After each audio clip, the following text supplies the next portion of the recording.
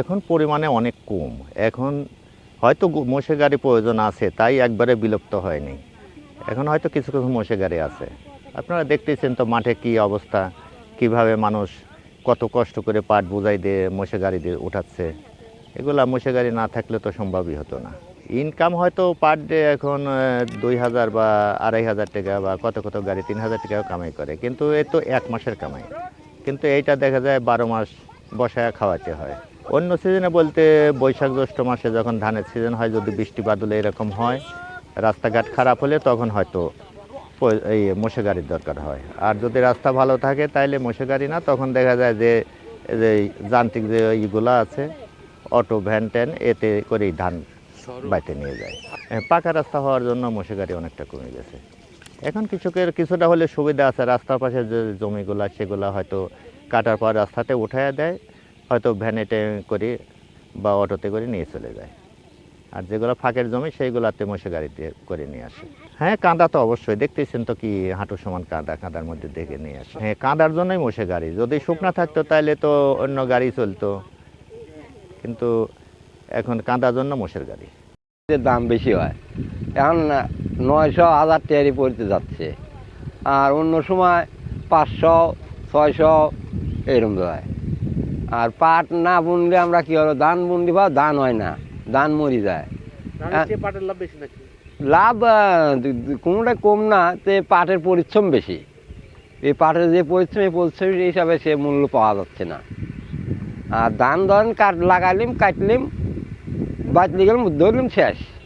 আর এই পাটের অনেক ঝামেলা, বেচা পর্যন্ত ঝামেলা। এখন হাজিরি 900-1000 টাকা, আর বছর ছাড়া 500-600। আমার খুব কষ্ট, বেশ কষ্ট শেষ নাই। 4000, 5000, 6000, তারপরে বসে থাকে। আবার সিজনালি পারে কাজ করি, এই ধান বই যাই, পাট বই, এই তো সবই করি, ধান পাট এইগুলি বই। ওই মই দিবির গেলে দেখা যায় যে 2-4 বিঘে দিলি পারে 1500-2000 টাকা থাকে।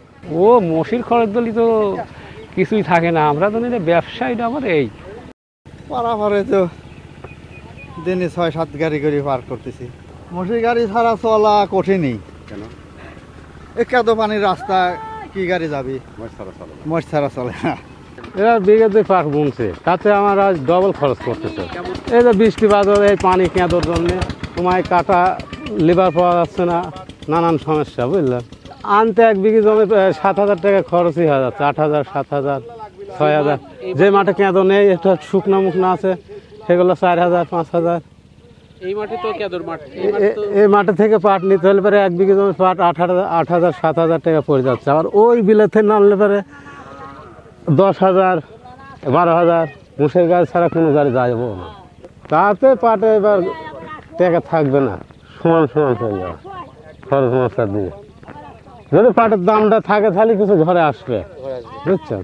ওই তো 1 বিঘি জমি, আমি ধরো 1 বিঘি জমি পাট আনতে 7000 টাকা দিচ্ছে, 7000 টাকা দেওয়া লাগবে। আর না হলে আঁটি নেবে, কত করে শতকরা 20 আঁটি, 25 আঁটি। হ্যাঁ, তো আপনি শিকের মধ্যে শিকের বেশি পড়ে। কষ্ট কেমন হচ্ছে? কষ্ট তো ভালোই হচ্ছে, এই কষ্ট ধরতে গেলে হবে কৃষক মানুষের। কষ্ট তো মজুরি হয় না, বুঝলেন। মোহাম্মদ মতিউর রহমান।